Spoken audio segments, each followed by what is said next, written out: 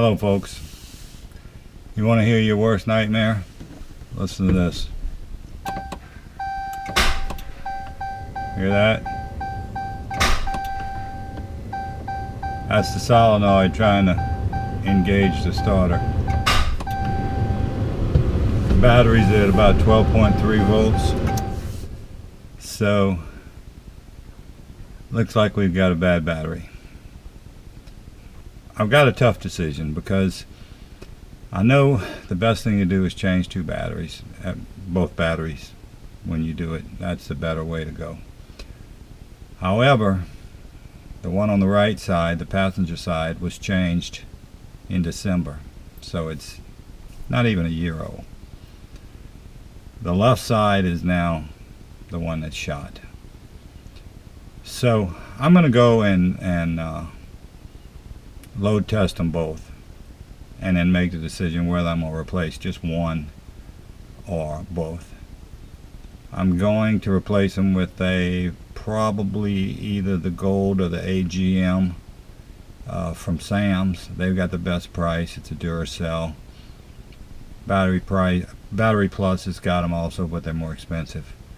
The Duracells are made by Deca, which is a pretty well-known battery maker. They do a lot of golf cart batteries and what have you. But anyway, I've got two of them in my travel trailer, and they've been doing real well. They're 6 volts in series.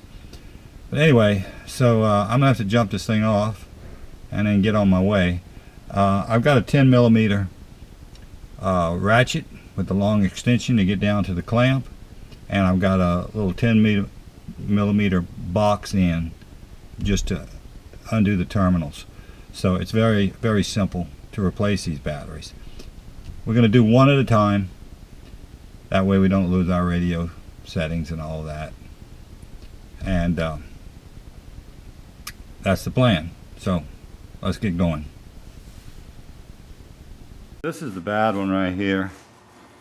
I was over at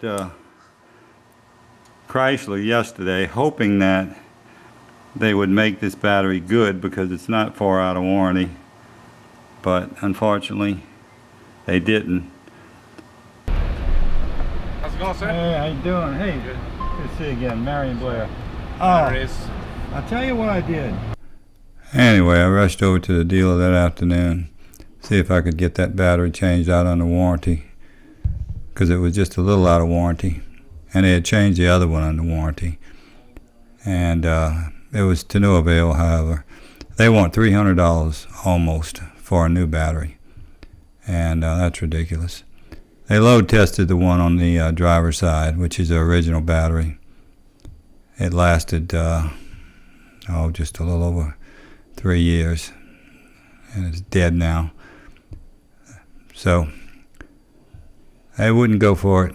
They should have changed them both back in December while it was still under warranty, but we go forth anyway.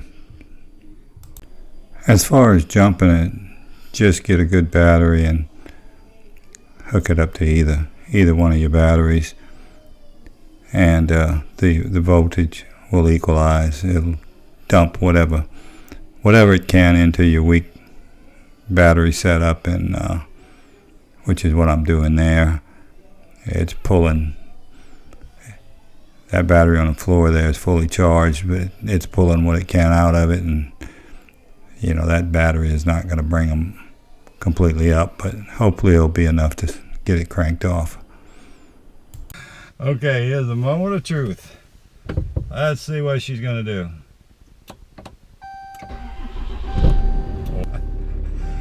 Alright, we're not going to shut her down. Let's go ahead and disconnect our jumper. Get the hell out of here. So I've got the video turned upside down so we can read the amp meter a little better. That's a DC clip-on amp meter, and I'm on the battery. But you can see that the charger is working really well. It's about 43 amps. I'm on a 400 volt scale, so no issues with the charger. Of course, you can see that in your voltage when the engine's running also.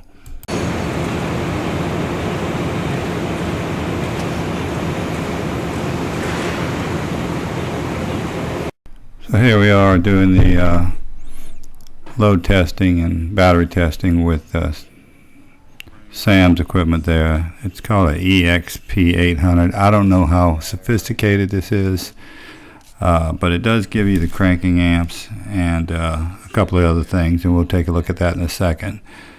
So gave me enough information on both batteries to make the decision I needed. So here's the two printouts they give you, and the real guts of it is right here. It shows the results, the four main components measured: voltage, cold cranking amps measured, and the rated cold cranking amps, and also the temperature. But what you can see from these two is that the one that says replace battery, that's the one I suspected was bad. The cold cranking amps is way down at 588. It's rated a little lower than the other battery. The battery that was replaced in December of 16, it's only about 8 months old. And that is the one on the left there. And it still looks good enough to me to not toss it yet. So I'm going to hang on to it and just buy one battery and see how things go. And you know, you live and you learn, so we'll see how that works out. I think it's going to be okay, though. I think that left battery is good, although I'm not really crazy about the Mopar brand battery, but I think it's going to work out for a while.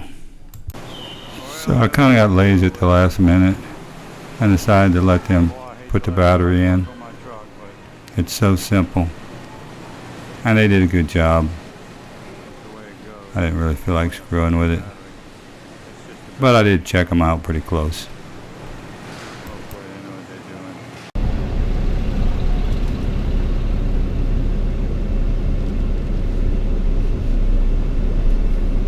Don't you like the way they sound? Sound like a damn 18-wheeler.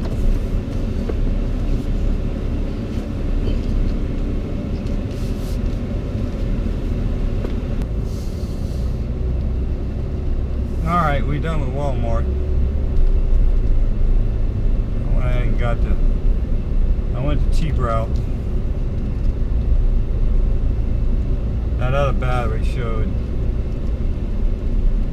according to his gizmo there, it showed better than a new battery, so I can't see taking a battery 8 months old and tossing it, but we'll see. One of those things you just either learn the hard way or you make the right decision. It's kind of hard to tell, but that you know, that OEM battery is less than 8 months old, right at 8 months old, so I'm not gonna retire it yet. We'll see how this thing does. According to the load test, it's perfect. And it should be. It's 8 months old. It doesn't make sense to change that battery to me. It's just not logical. But I've done a lot of things in my life that aren't logical either. So this is the one I went with, $146.76. That same one's about $177, I think, at Battery Plus. So that's a pretty good deal. What I like about it is you see those little screw caps. You can actually use a hydrometer and find out the state of the battery. There's no better way, in my opinion. Just measure the electrolyte with a little $8 battery tester. Anyway, hope this has been helpful. Thanks for watching. Adios.